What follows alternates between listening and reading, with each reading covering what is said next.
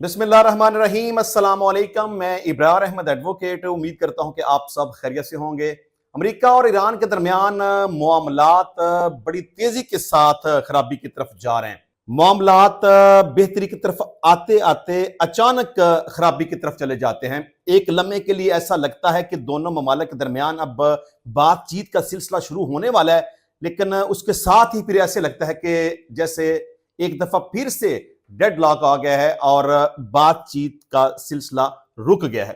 अब एक दफा फिर से ऐसा लग रहा है कि शायद मुज़ाकरात शुरू होने से पहले ही, मतलब कि मुज़ाकरात का दूसरा दौर शुरू होने से पहले ही अपने इख्तिताम को पहुंच चुका है।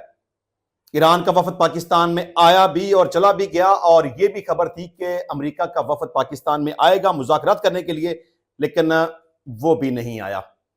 इन दोनों ममालिक के दरमियान चूहे बिल्ली का खेल जारी है। मुज़ाकरात होंगे, मुज़ाकरात नहीं होंगे, अमेरिका की ये शराइत हैं, ईरान की ये शराइत हैं, लेकिन बात किसी मंतकी नतीजे की तरफ नहीं आ रही। देखिए, जब तक इकट्ठे होंगे नहीं, कंसेंसस डेवलप नहीं होंगे, बातचीत नहीं करेंगे, किसी न किसी नतीजे पर ये पहुंच नहीं सकते। अब अमेरिका के अपने मुतालबात हैं, एटम बम नहीं होना चाहिए, हम इनके पास जो भी जोहरी मवाद है हम लेके जाएंगे, वगैरह वगैरह बहुत सारी बातें हैं, बड़ी तफसील के साथ डिस्कस कर चुके हैं। लेकिन मामला अब यहां पे आके फंस क्या हुआ है कि ईरान ये कहता है कि अमेरिका ने ईरानी बंदरगाहों की और आबनाए हुर्मस की जो नाकाबंदी करके रखी हुई है ना, वो बिल्कुल गलत तौर पर करके रखी हुई है, और ये बहरी कज़ाकी है, ये गुंडागर्दी है, ये डकैती करने के मुतरादिफ है। जब तक वो अपनी नाकाबंदी को खत्म नहीं करेंगे तब तक अमेरिका के साथ बात नहीं हो सकती। देखिए, ये सबसे पहले खराबी की शुरुआत में समझता हूं कि अमेरिका की तरफ से हुई है। देखिए, जब सीज फायर हो गया था तो ईरान ने कहा कि ठीक है, हम आबने हुर्मुज़ को खोल देते हैं, लेकिन अमेरिका ने गलत करते हुए सीज फायर हो जाने के बावजूद भी अपनी बहरिया को हुक्म दे दिया कि ईरान की बंदरगाहों और आबनाए हुर्मुज़ की नाकाबंदी कर दें। ईरान को यह बात बुरी लगी और ईरान ने आबनाए हुर्मुज़ का कंट्रोल एक दफा से फिर संभाल लिया और वार्निंग जारी कर दी कि अमेरिका साहब, आपसे अब बात नहीं हो सकती उस वक्त तक जब तक कि आप इस नाकाबंदी को खत्म नहीं करेंगे।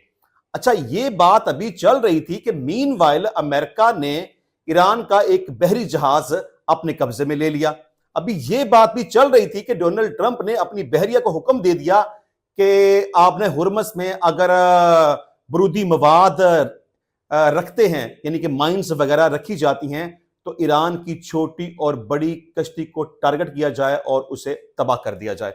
अब ईरान की तरफ से यह मौकफ सामने आया है कि अगर ईरानी बंदरगाहों की और आबनाए हुर्मुज़ की नाकाबंदी को बरकरार रखा गया तो हम मजबूर हो जाएंगे कि अमेरिकी बहरिया को और अमेरिका के बहरी जहाजों को हम निशाना बनाएं, टारगेट करें और उनके ऊपर हमला करें।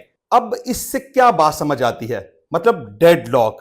ईरान का जो मुतालबा है कि नाकाबंदी खत्म करें, अमेरिका वो नाकाबंदी खत्म नहीं कर रहा, बल्कि मजीद उसने अपनी बहरिया को अहकामात जारी कर दी हैं, और उसके रिएक्शन में अब ईरान ने भी कहा कि अगर ये नाकाबंदी खत्म नहीं करेंगे तो फिर हम भी उनके जहाजों को टारगेट करेंगे। अगर इस तरह की सूरत हाल बन गई, देखिए, ईरान ज्यादा देर तक नाकाबंदी को अफोर्ड नहीं कर सकता, और अगर इसी तरह की सूरत हाल रही तो फिर बातचीत होने का इम्कान नजर नहीं आता। फिर ऐसा लगता है कि दोबारा से जंग अपने पीक के ऊपर चली जाएगी। मैं कल के व्लॉग में भी बड़ी तफसील के साथ इस बात को डिस्कस किया था कि आबनाए हुर्मुज़ पॉइंट ऑफ डिस्कशन था नहीं, लेकिन अब बन चुका है। जंग से पहले तो वो आबनाए हुर्मुज़ खुला हुआ था, उसके बाद फिर ईरान ने उसे जंगी हथियार के तौर पर इस्तेमाल किया, फिर अमेरिका ने उसकी नाकाबंदी कर दी।